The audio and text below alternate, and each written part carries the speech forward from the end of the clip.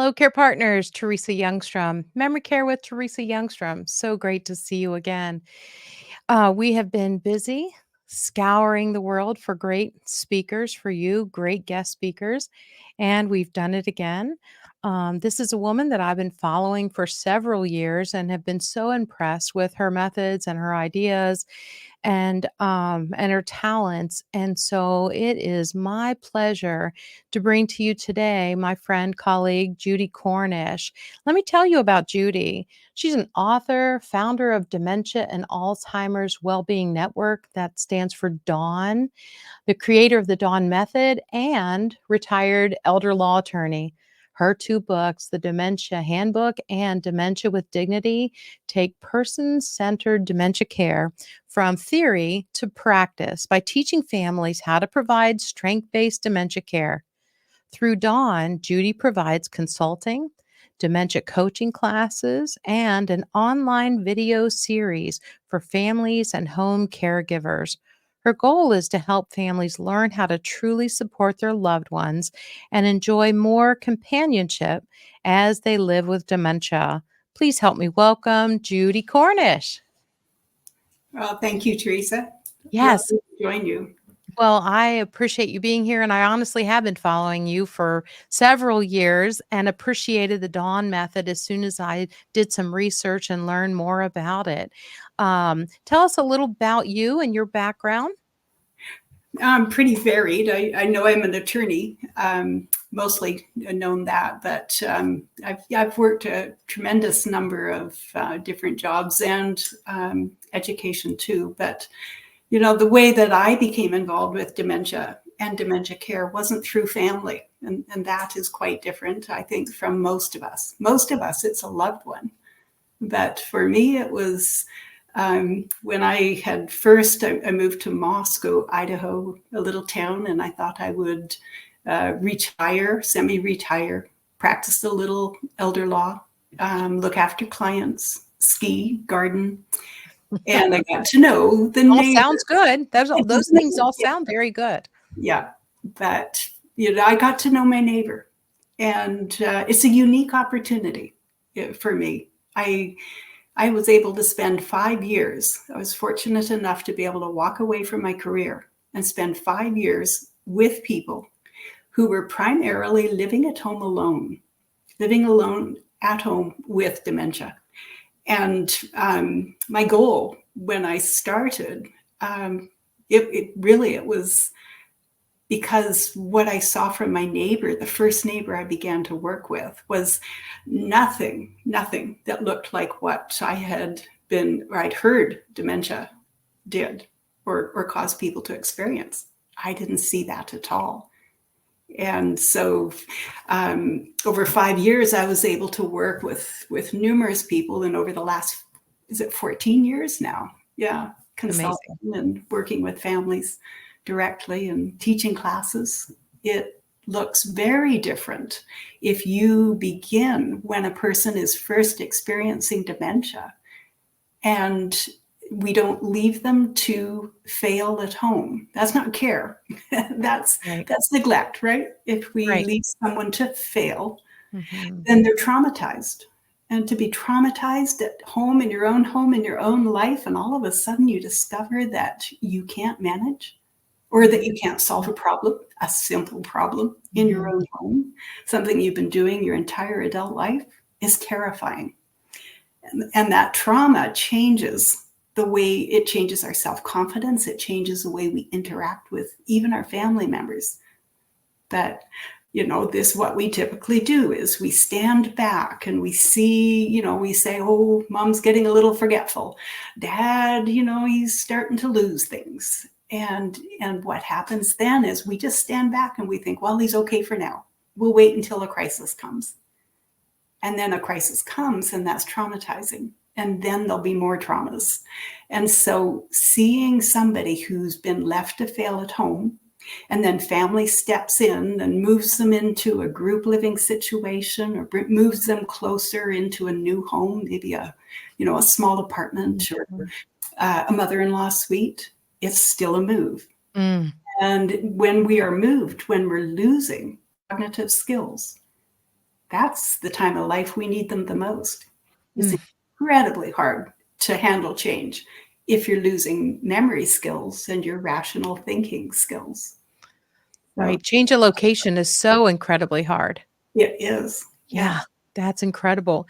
It's interesting that your unique approach, you're working with people with the diagnosis. Yes. That's different. Um, so when people talk about dementia, they typically lump, Alzheimer's in. Tell us more about your view of the different types of dementias. Well, I think in the United States, we tend to confuse Alzheimer's and dementia because we've had the Alzheimer's Association for decades now using the two terms as synonyms, Mhm, and they're not. Dementia is a condition. It's the condition of progressively losing cognitive skills. mhm, Alzheimer's is one of the diseases that results in dementia. Now, Alzheimer's disease results in dementia every time. Other diseases don't, like mm, Parkinson's. You may or may not experience the dementia that can accompany Parkinson's, cardiovascular disease, diabetes. All of these various diseases can result in dementia. mhm, But we will never cure dementia. We may cure Parkinson's, we may cure Alzheimer's, but we'll never cure dementia because dementia is not only the result of disease. It's also the result of lifestyle choices and life events. A bad reaction to chemo or to anesthetic, a traumatic brain injury. Now we know, just recently, in past months, we've now seen that losing eyesight, losing hearing, eating too many ultra processed foods. mm. And for a while now, we've known that the lack of exercise in the middle adult years will have an effect. You're much more likely to develop dementia. So I think it's just in the US that I find people are confused about Alzheimer's and dementia being the same thing. Gotcha. Very interesting. Yeah, in my experience, there are more than 100 diagnoses that could give you Yeah, those symptoms. It's not just yeah, Alzheimer's. Yeah, and your person's symptoms will look different than my mom's symptoms or my symptoms if that's where the path that I end up down. But yeah, I'm all about the exercise and nutrition and because this is what I do for a living and so it's like, "Oh, yes, you need to be in the gym." I know. I know you're over 60, but I need to be in the gym. yeah. And I just do. I love what you're saying about that because I really think so frequently in medicine today, particularly in America, we don't bring up the nutrition part at all. No, it's just kind of ignored. Yeah. And there are so many, I think we've forgotten in the United States that if a food is is good enough to last on a shelf for years, that's shelf life. That means that that particular boxed food or that particular name brand, that commodity has been created so that it will last. That's called shelf life. And Yes. shelf life generally does not mean nutrition. And we have big pharma, our Mhm. production of drugs and medications, but we also have big food. And when you Mm. look at what's happening worldwide, anywhere where we export processed foods, we are also exporting diseases like diabetes and cardiovascular disease and dementia. And now we're starting to see people like Scott Fulton, or there's a number of people now who are actually researching Mhm. and finding out what happens when someone eats high fructose corn syrup Mhm. multiple times a day. What happens when somebody's ingesting these highly saturated fats? What happens if you don't get vegetables and fruits and unsaturated fat? So more and more, I think we will be aware. But boy, that's not going to change it, is it? For those of us who are currently experiencing It dementia. it's not, and that part is sad. Yeah, It's what we do is very diverse when we're trying to help people. yeah, Back to the dawn method, I in my research found that You work with a lot of caregivers to keep their person at home. Tell me about that being the best idea. I think it's, I have a hard time figuring out why we do it. So, when you give birth to a child, you're an infant and you're going to raise a child. We don't look at the child and say, well, this is a 1-year-old. It ought to be with other 1-year-olds. So we're going to drop it off at a place where it can be raised with other people its same age. Right. We think that children do best in their families, in their homes. Mm-hmm. But then when we turn to our elders, for some reason, here in this country and in some of our other developed countries, we've adopted this idea that if you become an elder, you need to go live in a senior community. And, whenever I'm consulting, if there's more than one sibling, one child, when we're talking about parents and designing care for aging parents, at least one person is going to say, oh, well, wait a minute. Shouldn't they be in a senior care community where they can get expert help? Right. Well, if we were talking about cancer and somebody needs daily care for cancer, I think probably you do want to be in a facility where that's possible. But that's not what we're talking about with dementia. Right. It's, I do believe that just like any other member of the family, our elders should be at home with us. That being said, let's be real. Step back, look at the big picture. How big is this country? Big. It's enormous. So if we were talking about a family living in Germany and the grandparents lived at one end of the country and the kids and grandchildren lived at the other end, jump on a bullet train, you're home for the weekend. Mm-hmm. But we can't do that. And, so our families are very spread out and we have, it's been several generations now since it has been the norm to have 3 generations growing up together. Right. I think the Waltons had it figured out. They did. That's right. Yeah. And so we there's several generations now who really don't know what it means to age, let alone to be aging, becoming an elder, and experiencing the progressive cognitive loss that dementia brings.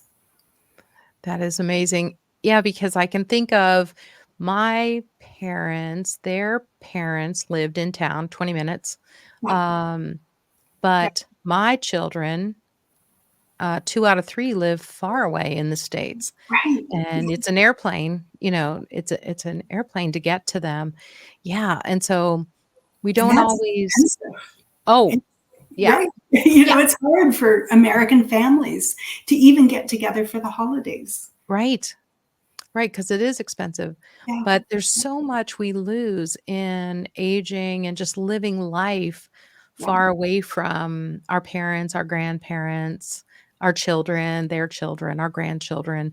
Yeah, I don't know. I wish I could turn all that around. I don't think I have the control to do that. But I agree with you that if I can keep someone in their home, that's exactly what I want to do. That familiarity is just so important. And I always ask the family first, is there any way we can provide what they need at home? So I agree 100% with your thoughts there. Communicating with someone who has dementia, even in mild form, that can be frustrating. Give us some insight into ways to better communicate with someone who has brain change, has dementia. I to me, and this is what we teach with Dawn, is that it doesn't matter what type of dementia you've been diagnosed with. And really a diagnosis of dementia, it doesn't do us very much good, because looking at dementia from a medical perspective, you'd have to know which type of dementia the person has been diagnosed with. And then you'd need to know which parts of the brain that dementia is affecting. But that's not enough. Then you need to know what the person's personality is, because as we go through cognitive changes, it will, some of those, the way it plays out, the way we react is going to be based on personality. And that's not all. Because then, even if you could pinpoint all of those 3 areas, you still have to know what the person's previous experiences in life are, because that affects how we react. So to me, as you know, being an attorney, all attorneys do is step back, get all the facts, get as much information as they can, ask questions until they think they've got it figured out. And the whole point, when you go talk to your attorney is trying to decide which model will get you the best results. And so me, when I started getting to know my neighbors who were experiencing dementia, I kept stepping back and saying, wait a minute, this medical model, what, like treatment and cure? And CNAs looking to help people who have physical frailty, this model is not working. Of course it's not working, because we don't have cure and we don't have treatment. Right. We don't have anything that's going to return your memory skills and return your thinking skills and return those control of your attention skills. Right. And it can be different in the morning than at night. That's how quick it can change. So that model's not working. So what do we need? So then being an attorney, I'm going to think, okay, there's got to be another model other than medical. So you turn to Atul Gawande's book, Being Mortal. You read that book and he explains it beautifully. You could use the medical model and provide treatment, hoping for cure, change the person. Or you could apply an experiential model, which is care. And care is the opposite of treatment. Care means, I know who you are. I love you. I accept you. I don't expect you to change. I don't expect you to change back to who you were. I understand that you've been diagnosed with dementia. I understand that your memory skills are going to fade away until you live in the 3-second now with no ability to access information from the past. I understand that. And so I shall change my expectations. I also understand that you're going to lose rational thinking skills. And actually, that was a very long way to get back to your original question. and essentially, we have to change what we expect. If you want to get along well with a family member, or you want anyone to thrive, those who love them and those they spend time with need to have expectations that match their abilities. So you're not going to come in and ask me all those questions again every time you come to see me? You walk into, if I'm experiencing dementia, my husband walks in and says, hi, honey, do you know who I am? It doesn't matter whether I do or don't. Already, we got a problem. Yeah, and I'm irritated already, too. I'm back on my heel. My daughter walks in and she says, hi, Mom, how you doing? You know what day it is? Why would that matter? Why would it matter? Now we're going to have a problem. Now I'm going to be upset with her. But, we know that we lose rational thinking skills. We know that we lose memory skills. If I'm experiencing Alzheimer's, I'm really likely to lose those memory skills first. I'm experiencing a different type of dementia. I'm much more likely to lose those rational thinking skills first.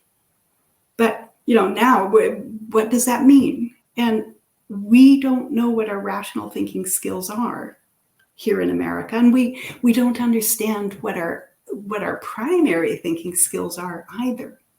And so we walk into the presence of a loved one and start making demands. Yeah. And we have expectations that they can still do what they could do before losing those skills. And so we're constantly embarrassing people and constantly putting them on the spot. And then we are surprised that we get negative reactions. Right. I mean, it just, we're the ones who's being crazy here. I think it's us. So right. that's, that to me, a lot of times but I use a shorthand, because you say the word rational and we don't really know what that means. Right. You go to the neurologist, he'll say executive functioning. You're going to begin to see changes in your mother's executive functioning. Okay. What's that mean? From day to day, when she and I in the kitchen and we're trying to get coffee and breakfast on the table, what does that mean? But the top 3, if you lose rational thinking skills, you're going to lose the ability to sequence. Wow, okay, what does that mean? Well, that means if you say, hey, Mom, you know how to make the coffee. Go ahead, you do it. Well, I kind of got her on the spot.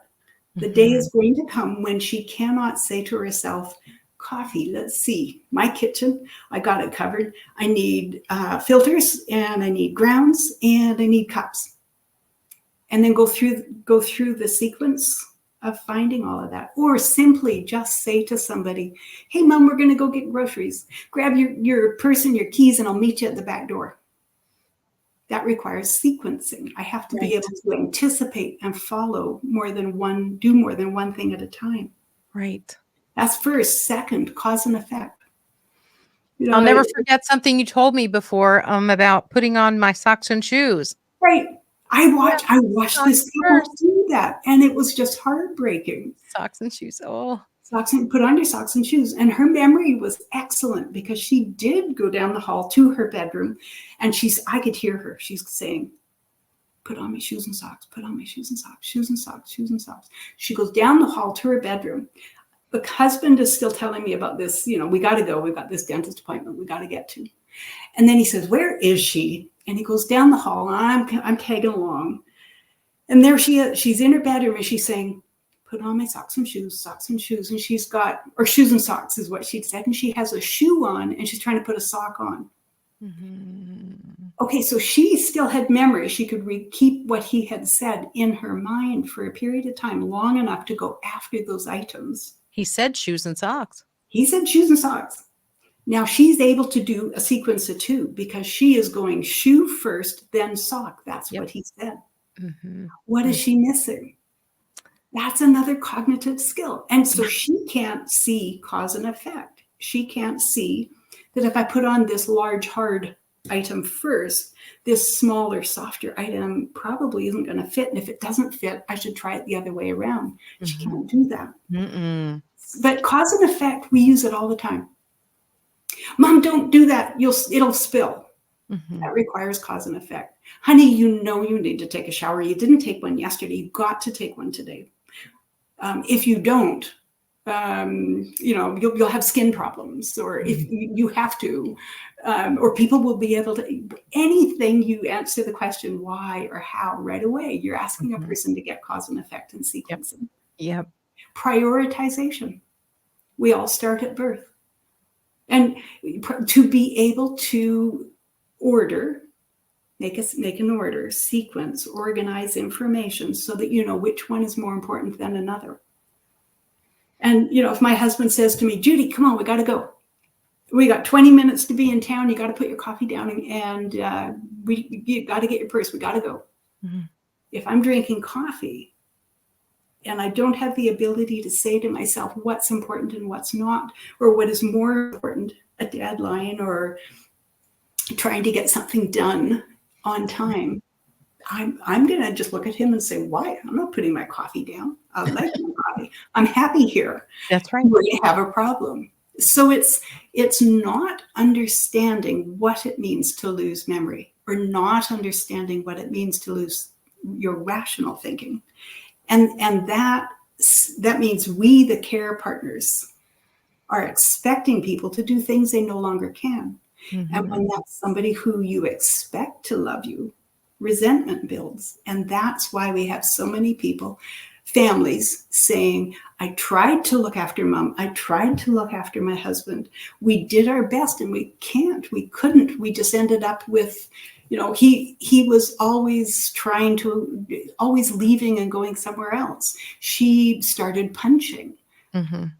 Well, it's because we don't understand what's really happening. And so we expect from the person what they cannot do, mm-hmm. and we force them into a stress reaction.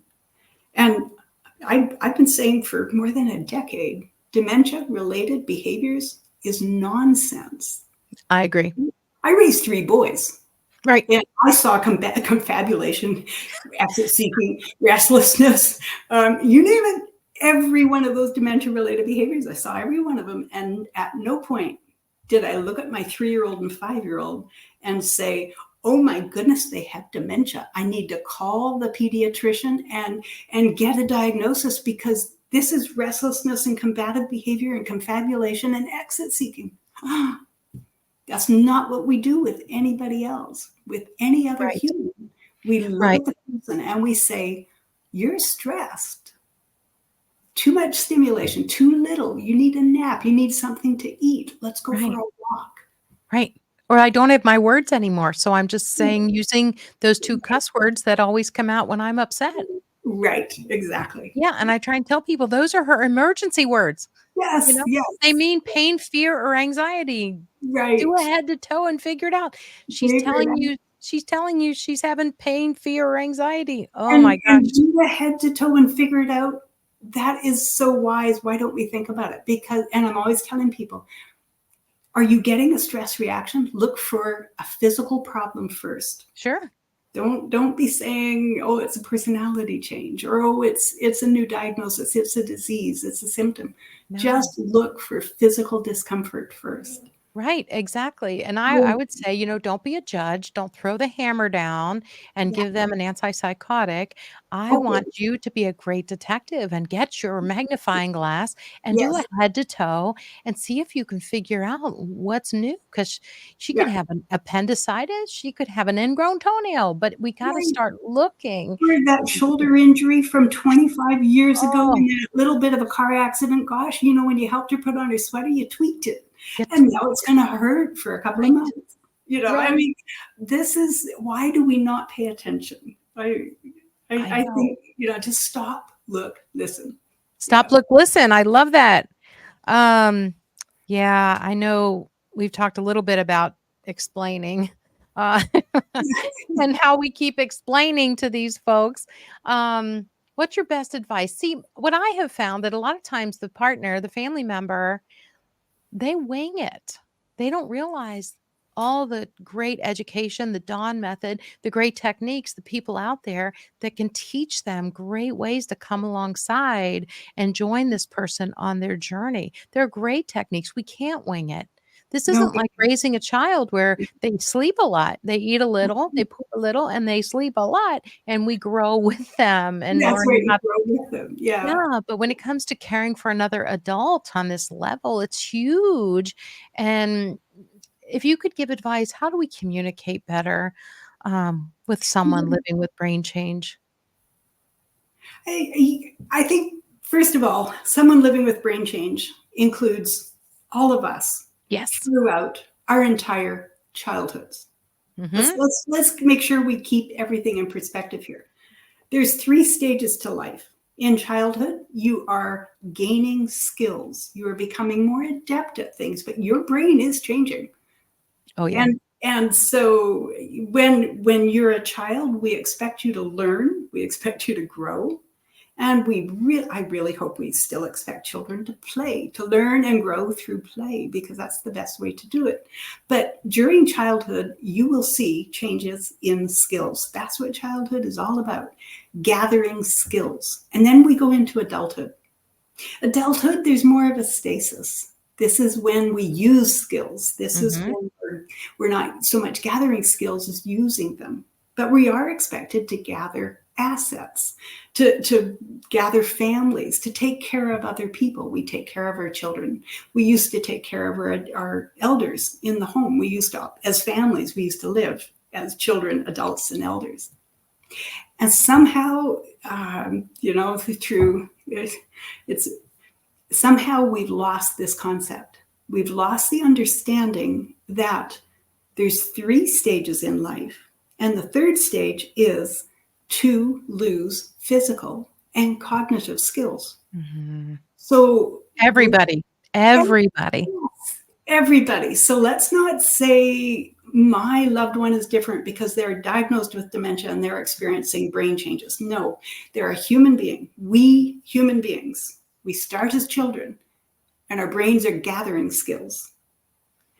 And then we use them as adults. And then when we become elders, and no, we're not broken adults, we're elders. Right. Elderhood is the third stage of life. And it's the stage of life when we are losing skills. You mentioned, yeah, it's harder to help somebody who's losing skills Hmm. than it is to help someone who's gaining skills. That Absolutely. is harder. Absolutely.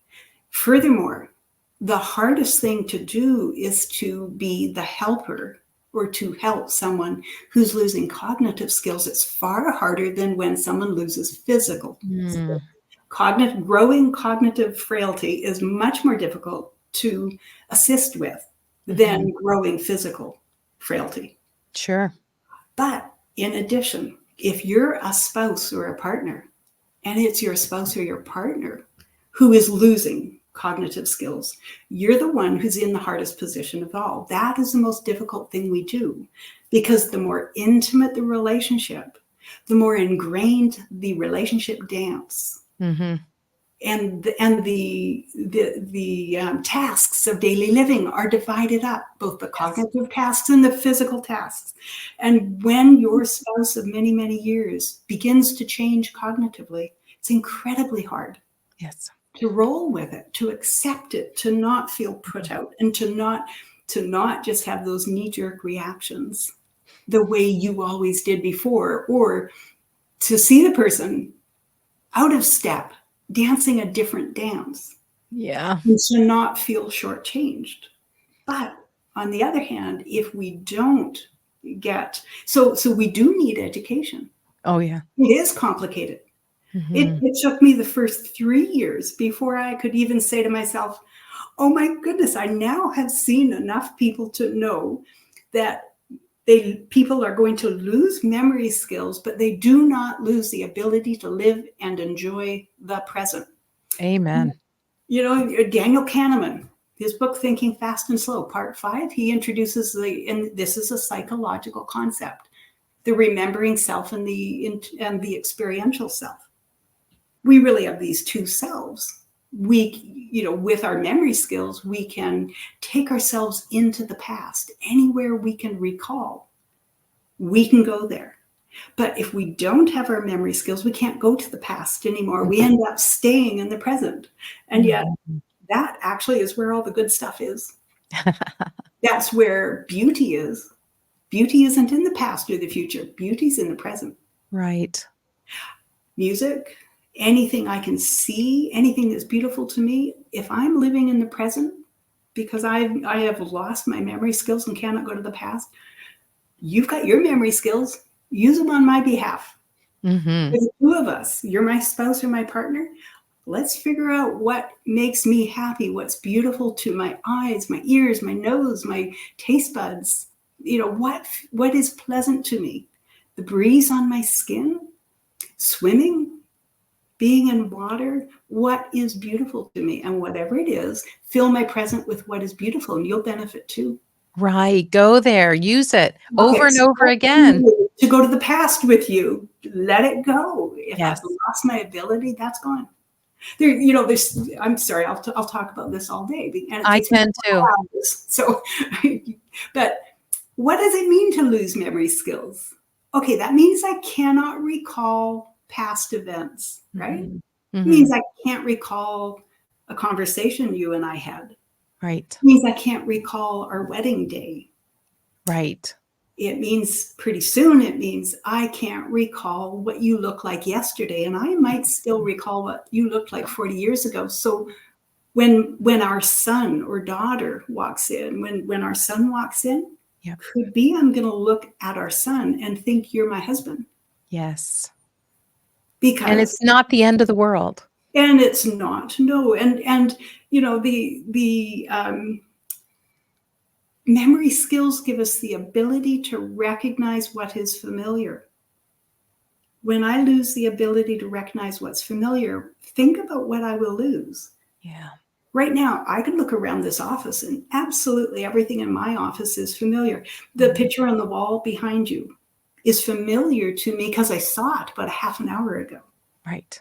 So it still is familiar to me. But what happens when I no longer have memory skills that give me access to the past? And I walk into this office of mine and I look at these pictures and I look at this furniture. It'll be strange to me. I won't recognize it. So then what am I going to do? I'm going to turn around and walk into another room of the house. And when nothing looks familiar, I shall say to my husband, honey, or John, or maybe I don't recognize who he is anymore. I'm just going to look at that strange man and I'm going to say, I need to go home. I do need to go home. I don't belong here. Nothing's I don't feel safe. Mm-hmm. We get all so hung up on whether or not we've parsed out what is factually correct in a person's sentence or in a situation. Can Right. we not let that go and think about the relationship? Relationships are about feelings. So when I Mm-hmm. walk into the living room and I say to my husband, I need to go home, does it help if he says, what? You You've are home. done this? You are home. What do you mean? What are you talking about? Happens all Yeah, the time. that doesn't happen. I mean, it doesn't help, does it? Oh, doesn't help at all. What would help would be if he looked up and he said, home? Oh, do you have a favorite home? I have a favorite home. I know home is just the most lovely thing in the world, isn't it? Just that Mm-hmm. feeling of being at home and having all your favorite stuff around. Yeah. Oh, isn't it lovely just to be at home? And what if he were to engage with me and just talk about what it means to be at home?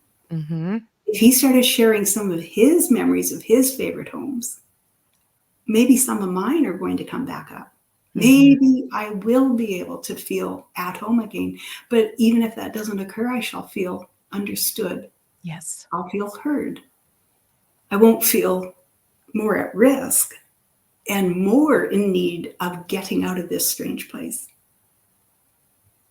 It's our approach to dementia that is sending people to all of these unsafe reactions. Mm-hmm. And if, when I would have a client, the very first thing we did, very first thing I wanted to see was I wanted this individual to build a sense of safety and security in his or her own home.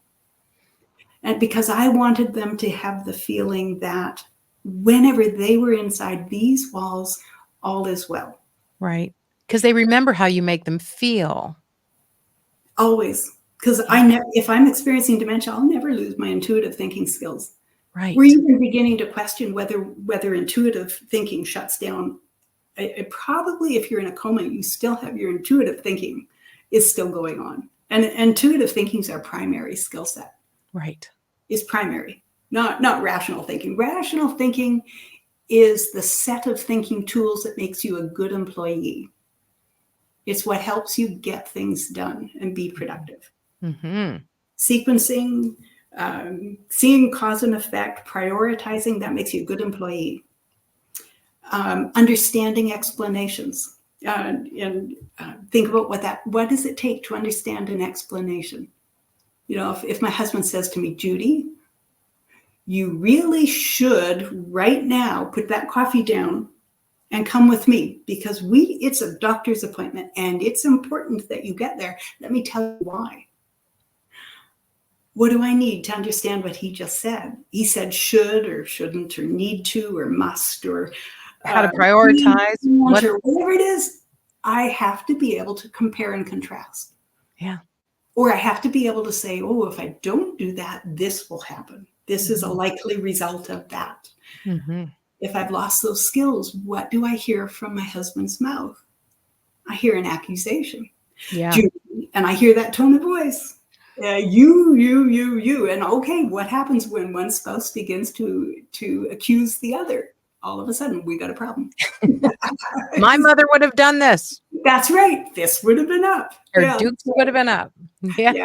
Yeah. So, we just don't understand what it means to lose memory skills. We don't understand what it means to lose rational thinking.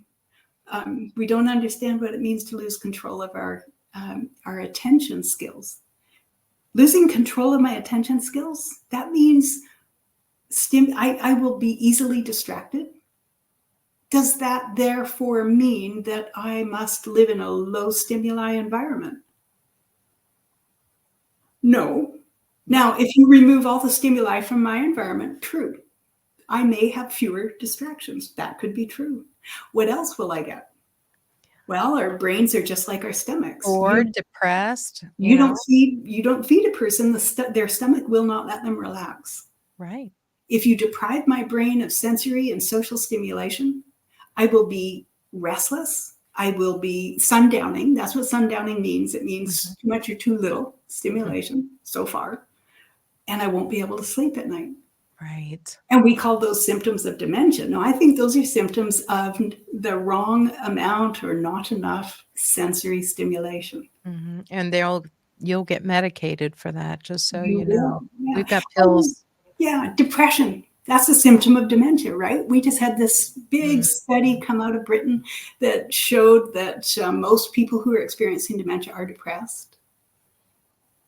We see so many people given medication for depression, don't we? yes. When they've Right, been diagnosed. right. And I've Well, watched people get medicated when they're grieving. They've right, lost a right. spouse. They're Yes. allowed to grieve. Can we You're let people allowed grieve? to. Can we Right. support them through that and allow them to grieve Yeah. without automatically putting them on, 2 or 3 new pills? Oh, goodness. But think about, why would a person get depressed? Well, let's think about in the situation of dementia. What if a person is losing memory skills? Well, they might not recall what it was they enjoyed doing. Mhm. Okay. What if a person happened to be losing rational thinking skills? Making mistakes. No, what's going to happen is I'm not going to be able to make a plan. I'm not going to be able to sit in my chair and say, you know what? I just don't know what I want to do right now. I feel kind of lost. I feel kind of like, I'm a little bored. What would I like to do? Well, let's see. I like going for a walk, or I like a cup of tea. Mhm. I like watching Gunsmoke. I'm trying to think of all the different things my clients use for self-care. A Mhm. hot bath, bubble bath. Okay, but if I've lost my memory skills, the day is coming when I won't be able to recall what it was I liked to do. I also won't be able to recall how to go make that cup of tea or how to draw a bath and put in my favorite bubble bath. Right. But if I've lost rational thinking, I have lost the ability to initiate activities on my own. Don't expect me to start the conversation anymore, because Right. that takes initiation. But initiation is what? It's being able to picture the steps in a task. Well, that's planning. That's sequencing. There's Mhm. also cause and effect. There's also prioritization. Oh my goodness. And I would need to be able to organize information. Oh, and that would be understanding explanations. So the person who is losing memory skills and thinking skills and attention skills to dementia, in whatever their personal variation on that pattern is, that person is going to lose the ability to initiate activities and conversation on their own. And yes, it does get depressing when we cannot initiate. None of my clients were depressed. None of them. I didn't even know it was supposed to be a symptom of dementia until I started reading. I didn't. None of my clients wandered. I didn't know it was supposed to be a symptom until I started reading. Right. Incredible. I could go on and on because your information is so, so good.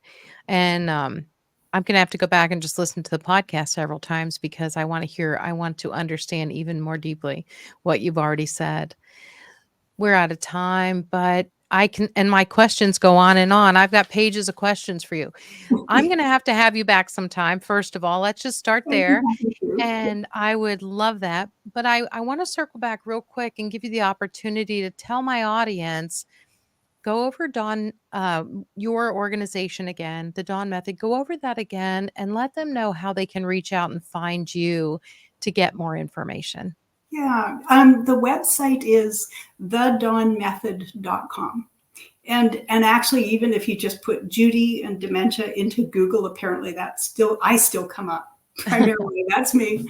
But this, we have, and my heart is with families, to enable families to keep their loved ones home longer. Mhm. And there are so many articles and blogs on that website that you can search for keywords. But the thing that makes the biggest difference is what I've found in the last 14 years. Give us the opportunity to teach you and your family. I've taken everything I learned from my clients in a decade, Mhm. organized it into 8 classes. And I have Dawn trainers, people who I've been working with for years and who are certified to teach Dawn.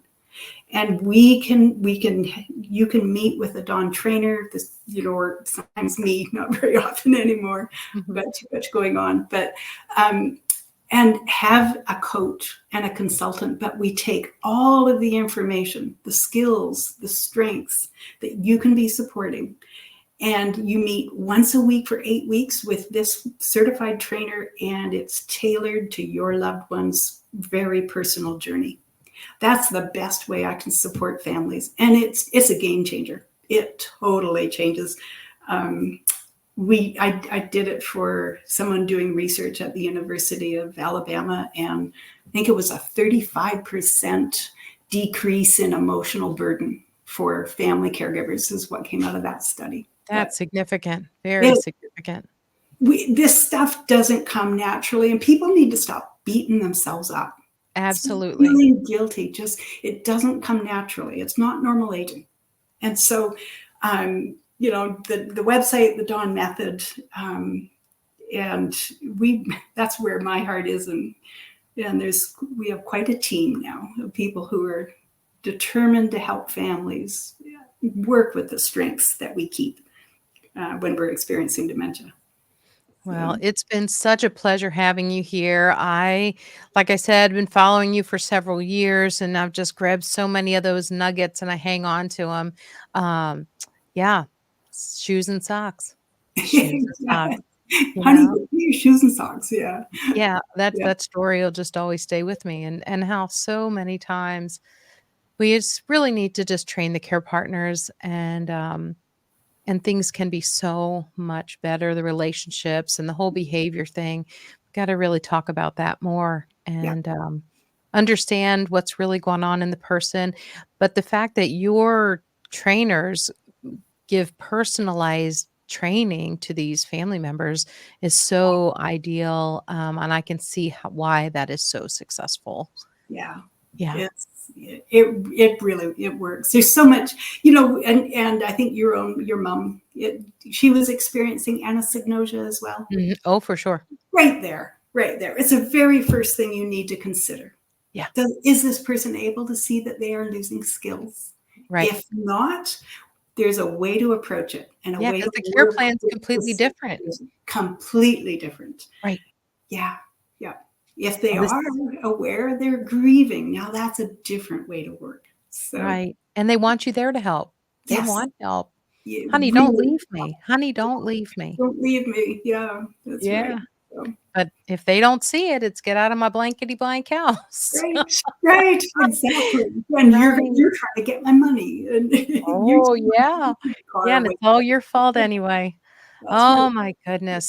Such good stuff. I need to have you back. I'll be calling you and getting another date on the calendar because I know my audience appreciates this information. So good, so gentle. I just love your gentle spirit and but everything coming out of you is it makes so much logic. I still have logical thinking, thank goodness for now. Yes, And good. I'm making so much logical sense of everything that you're giving me. And I keep tucking away these new ideas on how we can care for people better. And yeah, but anyway, such a pleasure having you on. Thanks, My Judy, for your pleasure. time. Such a Good. busy lady, and I really appreciate you being here.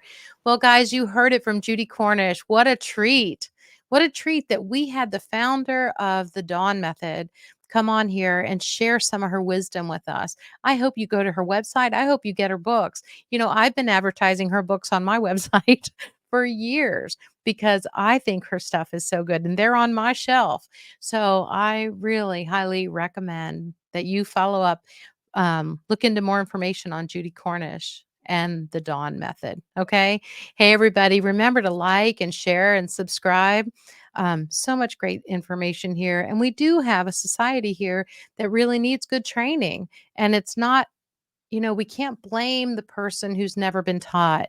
Um, and so the best thing we can do is keep sharing great information for family members who are doing their best to love their loved ones, but they just haven't been taught great technique. Well, there are great techniques coming out, and I'm going to be just a huge advocate of putting more and more great information out there. So check out Judy Cornish and keep in mind, everybody, you got this.